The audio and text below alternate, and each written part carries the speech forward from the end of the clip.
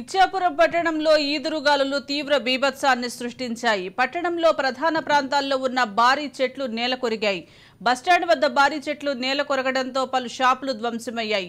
Municipal కార్యాలయం సమీపంలో municipal shopping complex వద్ద భారీ చెట్లు పూర్తిగా నేలకొరిగాయి. ఈదురుగాలులకు చెట్లు విద్యుత్ స్తంభాలపై పడడంతో విద్యుత్ స్తంభాలు కూడా పూర్తిగా విరిగి విద్యుత్ వైర్లు చెల్లాచెదరయ్యాయి.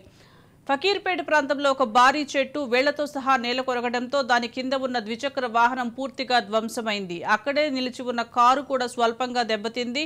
బంగ్లా రోడ్లో భారీ వృక్షం నేలకొరగడంతో దాని కింద నిలిపి ఉన్న ఒక ఆటో పూర్తిగా ధ్వంసమైంది. సహాయక సిబ్బంది పలుచోట్ల నేలకొరిగిన భారీ చెట్లను యంత్రాల సహాయంతో కట్ చేసి తొలగిస్తున్నారు. విద్యుత్ స్తంభాలను విద్యుత్ వైర్లను తొలగించే పనిలో పడ్డారు. విద్యుత్ శాఖ అధికారులు అర్ధరాత్రి నుండి విద్యుత్ సరఫరా లేకపోవడంతో ప్రజలు తీవ్ర ఇబ్బందులు గురవుతున్నారు.